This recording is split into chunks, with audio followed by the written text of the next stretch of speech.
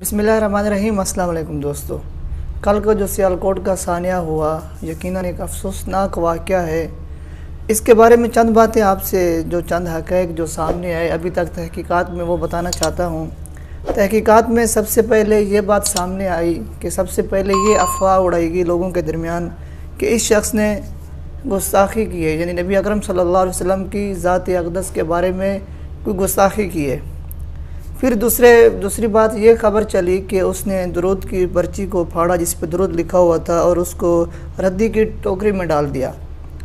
तो फिर उसके बाद हजूम मुश्तल हो गया और उस शख्स के बारे में आता है कि वो श्रीलंकन था, यहाँ सियालकोट में लेदर की फैक्ट्री में मैनेजर था।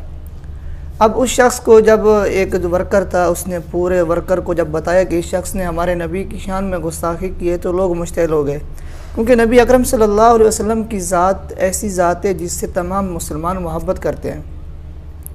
तो वो जो मैनेजर था वो उसके बाद फैक्ट्री की छत पे चढ़ गया तो लोग उसके पीछे भागे, उसे वहाँ जाके पकड़ा और पकड़कर उस पर तशद्दुद किया, मारा, जुल्म किया, जिससे वो वहीं पे ज़िंदगी की बाजी हार गया।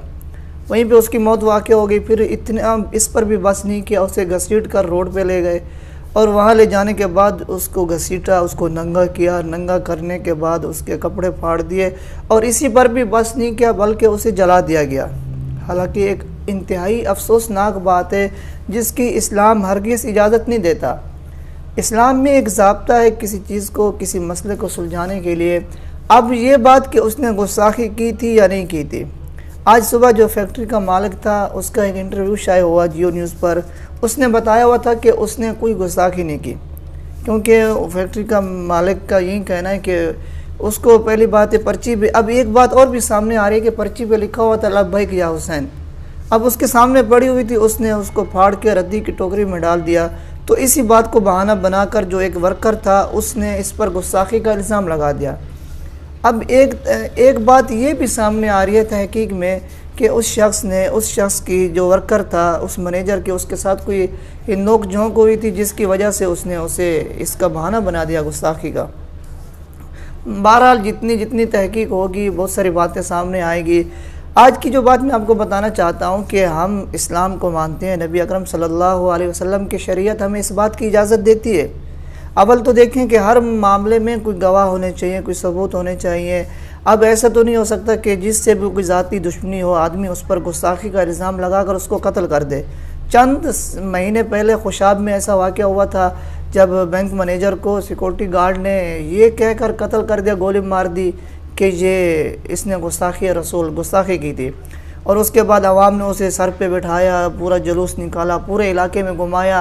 बाद में यह तहकीक सामने आई कि इस शख्स की उस मैनेजर से ज़ाती दुश्मनी थी और वो मैनेजर अल्हम्दुलिल्लाह मुसलमान था और सच्चा आशिक रसूल था। और इसी तरह सैकड़ों वाक़यात ऐसे हुए कि किसी दुश्मनी की बिना पर, ज़ाती रंजिश की वजह से किसी शख्स को तौहीन रिसालत के झूठे मुकदमे में फंसा लिया और वो बेचारा कई साल जेल में सड़ता रहा।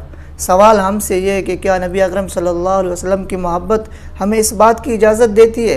क्या हम नामूस रिसालत को, मोहब्बत रसूल को अपने झूठे मकासद के लिए इस्तेमाल करेंगे? क्या हम क़यामत के दिन नबी अकरम सल्लल्लाहु अलैहि वसल्लम के सामने जा सकेंगे? हम हजूर का सामना कर सकेंगे कि हमने नबी अकरम के नाम को भी नाजायज़ कामों में इस्तेमाल किया?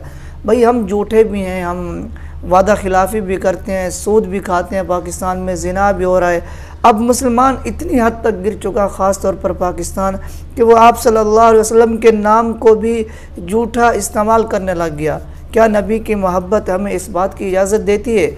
आप सोचिए हमारा मुआशरा किस हद तक गिर चुका है और इसके कितने ख़तरनाक नताइज होंगे। आप मेरी स्क्रीन पर देख सकते हैं, उलमा ने भी इस बारे में राय दी। शेखुल इस्लाम मौलाना मुफ्ती तकी उस्मानी साहब, मुफ्ती अफनान अहमद साहब, मुफ्ती सैयद अदनान काका खेल साहब।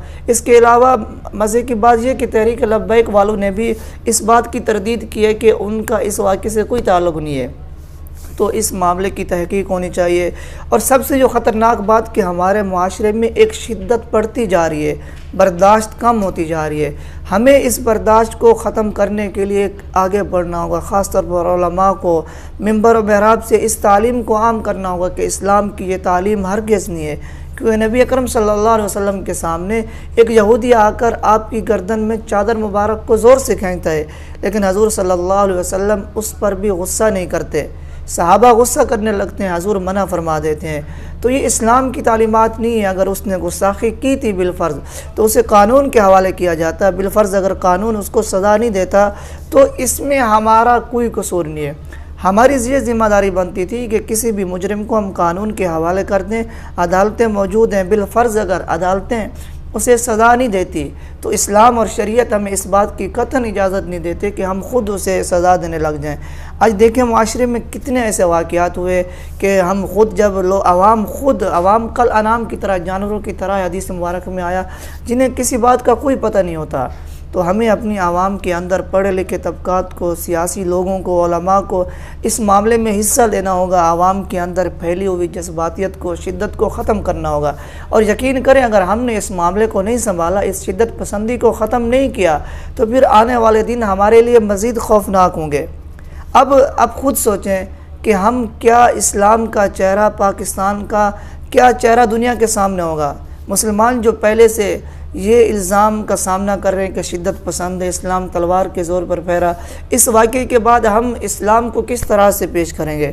क्या आप अंदाज़ा कर सकते हैं कि पाकिस्तान से बाहर रहने वाले गैर मुल्क जो मुसलमान हैं उन्हें किस किस बातों का सामना करना पड़ेगा? खुदा के वास्ते इस शिद्दत पसंदी से निकलना होगा, इस मामले को संभालना होगा। ये जो जहलियत फैल चुकी है, शिद्दत पसंदी फैल चुकी है, इस्लाम इसकी हरगिज़ इजाज़त नहीं देता। और बड़े बड़े उलमा ने भी इसकी मुखालफत की, इस वाक़े की। हमें भी जहाँ तक हमारा बस चले अपने माशरे में इस चीज़ को, बर्दाश्त को, तहम्मुल को, बुर्दबारी को, ये बुर्दबारी भी नबी की सुन्नत है, इसको आम करना चाहिए। अल्लाह ताला हमें सही इस्लाम पर अमल करने की तौफ़ीक़ अता फ़रमाए। अब आप ख़ुद सोचिए कि उसका जो बेटा था, उसकी बीवी थी, जो औलाद थी, उनके जहन में मुसलमानों के ख़िलाफ़, पाकिस्तान के ख़िलाफ़ क्या इमेज होगा? वो क्या सोचते होंगे कि पाकिस्तान एक अमल पसंद मुल्क है, पाकिस्तानी मोहब्बत करने वाले हैं, पाकिस्तानी ज़िंदा दिल लोग हैं। क्या वो ये तसव्वुर कर सकेंगे कल को कोई मुसलमान मुबल्लिग इस्लाम की दावत लेकर उनके पास जाएगा तो वो क्या ये कहकर उस मुबल्लिग की ज़बान बंद करा देंगे कि भाई आपके तो मुसलमानों ने मेरे वालिद को ज़िंदा जलाया था? क्या आप ये सोच सकते हैं कितना ख़तरनाक तस्वर है? अल्लाह ताला हमें शिद्दत पसंदी से बचने की तौफ़ीक़ अता फ़रमाए और हमें सही इस्लाम पर अमल करने की तौफ़ीक़ अता फ़रमाए। बस दुआ करें कि हमारे माशरे के अंदर अमन व अमान, इंसाफ का बोलबाला हो और हमें भी थोड़ा तहम्मुल से काम लेना चाहिए, बर्दाश्त से काम लेना चाहिए।